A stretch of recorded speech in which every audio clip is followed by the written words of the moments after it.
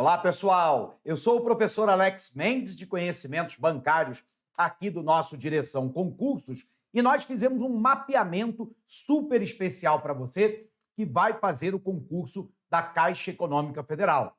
Nós mapeamos lá os 5 tópicos de conhecimentos bancários que mais são cobrados na prova da Caixa Econômica Federal. Então, vem para cá para conhecer comigo os detalhes que vão fazer a diferença na sua aprovação. Vem para cá.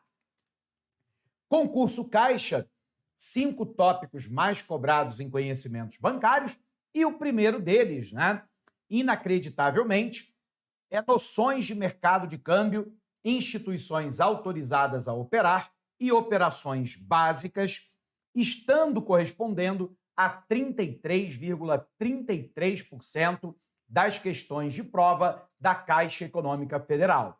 E aqui a gente tem uma novidade, que é uma mudança muito significativa daquilo que era cobrado como conhecimentos bancários lá no passado e daquilo que é cobrado hoje.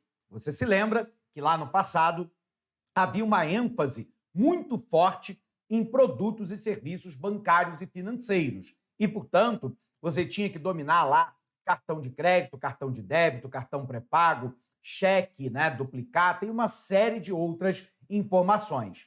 Hoje, o perfil mudou. Então, agora, eu tenho uma ênfase maior em determinadas políticas que nós chamamos de macroeconômicas. E a política cambial e as instituições autorizadas a operar no mercado de câmbio, bem como as operações básicas, são tudo aquilo que a banca mais tem cobrado.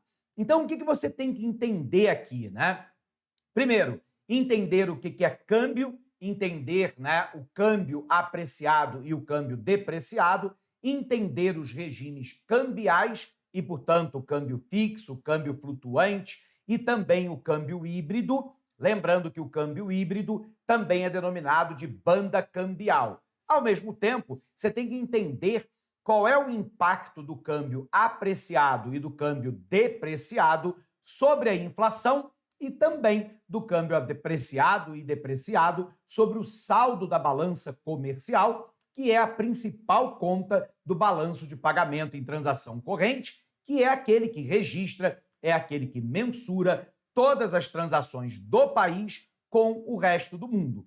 Portanto, entender câmbio, câmbio real, câmbio nominal, é absolutamente fundamental para a sua prova. Então, olha para cá.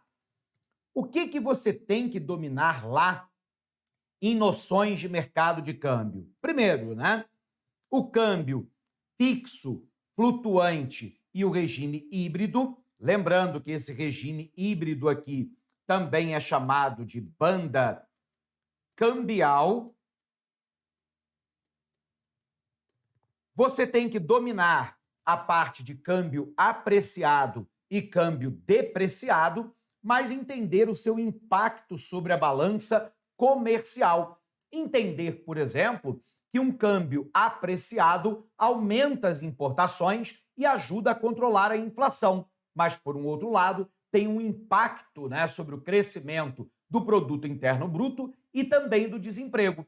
Do outro lado, um câmbio depreciado permite ao Brasil exportar mais, o que tendencialmente faz crescer o produto interno bruto e diminuir o desemprego, mas, por outro lado, pode trazer uma pressão inflacionária.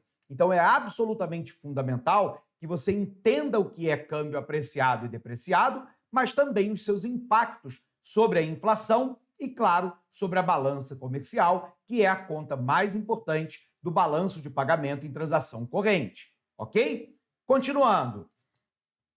Você tem que entender câmbio real e câmbio nominal, e aí lembrando que a diferença entre o câmbio nominal e o câmbio real é a inflação, e nesse caso existe um cálculozinho bastante simples que diz lá que câmbio real é igual a câmbio nominal multiplicado pelo nível de preços da moeda que eu quero fazer a conversão, dividido pelo nível de preços do país da moeda doméstica, no nosso caso, o real. Via de regra, prova de concurso de conhecimentos bancários cai lá em relação ao dólar americano. E aí você tem que ter atenção, ok? Por fim, eu tenho lá câmbio e inflação e as instituições autorizadas a operar. Bom, nós temos o segundo tópico mais cobrado, que diz respeito lá a noções do mercado de capitais, tendo sido responsável por 19% da prova. Então, o mercado de capitais é um mercado de longo prazo, é onde as empresas conseguem captar recursos para financiar o aumento da produção, da produtividade, para aquisição de tecnologia, para inserção no mercado internacional e até para remunerar aqueles que foram os investidores iniciais.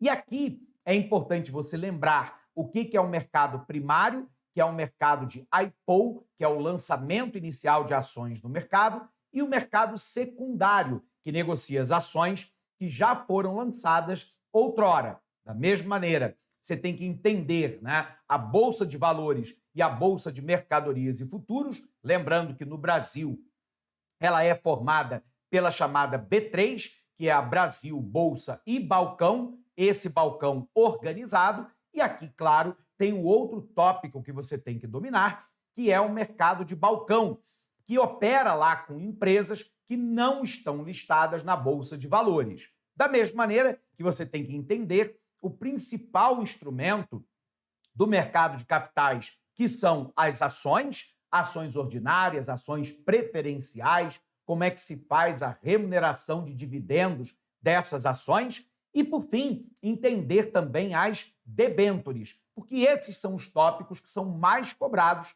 dentro do mercado de capitais. Bacana? Então vem para cá.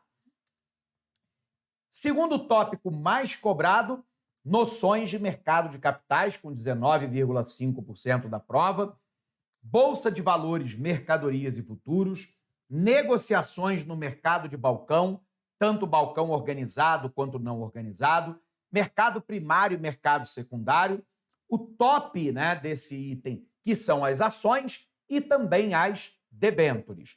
Terceiro tópico mais cobrado na Caixa, Sistema Financeiro Nacional. Estrutura do Sistema Financeiro Nacional, órgãos normativos e instituições supervisoras, com 14,29% da prova. Observe lá que as instituições supervisoras, aqui a primeira coisa que você tem que lembrar é que o Sistema Financeiro Nacional se divide em duas grandes partes. O subsistema normativo, e lembrando, se é um subsistema normativo, ele não intermedia recursos, ele faz parte do poder de império do Estado de criar uma obrigação unilateral. E nesse caso, você vai ter que conhecer em profundidade o funcionamento do Conselho Monetário Nacional, do Conselho Nacional de Seguros Privados e do Conselho Nacional de Previdência Complementar.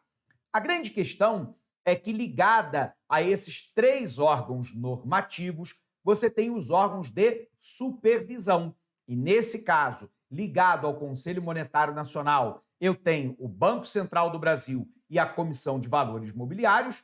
Ligados ao Conselho Nacional de Seguros Privados, eu tenho a SUSEP, que é a Superintendência de Seguros Privados, e ligados ao Conselho Nacional de Previdência Complementar, eu tenho a Previc, que é a Superintendência de Previdência Complementar. Lembrando, a SUSEP cuida do plano de previdência complementar aberta, enquanto a Previc cuida dos planos de previdência complementar fechados. Aqui, você tem que dominar também os conselhos de recursos. Então, o Conselho de Recursos do Sistema Financeiro Nacional, o Conselho de Recursos do Sistema Nacional de Seguros Privados e a Câmara de Previdência Complementar, que vai julgar a nível administrativo, em segunda e última instância, qualquer tipo de queixa que seja realizado pelos agentes em virtude das atuações e das autuações providas lá pelo Conselho Monetário Nacional, pela CVM, pela SUSEP e pela Previc. Do outro lado, você tem o subsistema de intermediação, que são as instituições bancárias e não bancárias que fazem a intermediação de recursos dentro do sistema financeiro nacional. Mas o foco está exatamente no subsistema normativo. É esse que você tem que dominar com mais intensidade. Legal? Olhando para cá. Então, subsistema normativo e subsistema de intermediação, lembrando que ele também pode ser chamado de sistema operacional, os órgãos normativos, Conselho Monetário Nacional, Conselho Nacional de Seguros Privados e Conselho Nacional de Previdência Complementar, os órgãos de supervisão, Banco Central, CVM, SUSEP e Previc, e os órgãos recursais. Lembrando que esses órgãos aqui são órgãos recursais. E lembrando que esses órgãos recursais, estrito sensu, eles não fazem parte do subsistema normativo, mas estão ligados a ele. Então, é o Conselho de Recursos do Sistema Financeiro Nacional, o Conselho de Recursos do Sistema Nacional de Seguros Privados e a Câmara de Previdência Complementar, ok? Quarto tópico mais cobrado. Aí sim, a gente tem produtos e serviços bancários. E aí os tópicos que são mais cobrados são apenas 3. Noções de cartão de crédito e débito, crédito direto ao consumidor, o CDC, o crédito rural e, claro, a caderneta de poupança. Aqui talvez seja um dos tópicos mais fáceis do aluno entender, porque não tem muito aqui em termos de detalhes para que a banca possa explorar e, eventualmente, dar uma pegadinha para pegar o aluno num deslize qualquer. Esses tópicos são tópicos que, historicamente, sempre estiveram em conhecimentos bancários e, portanto, não revela aí uma grande preocupação em termos de preparação. Mas o próximo item a gente vai ter que ter muita atenção, porque ele tem muito detalhe e exige um conhecimento muito amplo por parte do candidato. Observe aqui. O nosso quinto tópico, mais cobrado, trata-se lá da taxa Selic e de operações compromissadas, o debate sobre os depósitos remunerados dos bancos comerciais no Banco Central, respondendo por 4,76% das questões. E aqui há uma tendência de que as bancas cobrem cada vez mais a política cambial e a política monetária. Só que aqui você tem que entender o que é a taxa Selic, que é a taxa básica de juros da economia, que nós também chamamos de taxa Selic meta, ou meta da taxa Selic, porque, na verdade, o Comitê de Política Monetária do Banco Central, ele determina a taxa básica de juros e aí o Banco Central vai atuar no mercado aberto, no mercado de título público, comprando e vendendo título público para tentar chegar à meta da taxa Selic definida pelo Copom. Então, eu defino formalmente qual é a meta da taxa Selic e as operações de mercado aberto do Banco Central, comprando e vendendo título público, é que vai tentar forçar a que essa taxa de juros chegue próximo da meta. Então, é importante você lembrar que há uma diferença entre a taxa Selic meta e a taxa Selic over. A taxa Selic over é aquela que é definida livremente no mercado, na compra e venda de títulos públicos, no mercado secundário de título público. Portanto, aquele que se realiza entre os agentes econômicos. E aí você tem que entender também de política monetária. E aí lembrar o que é a política monetária expansionista, também chamado de expansiva, política monetária contracionista, também chamada de restritiva, e entender os 5 principais instrumentos de política monetária. Primeiro, a taxa básica de juros. Segundo, a oferta monetária por parte do Banco Central.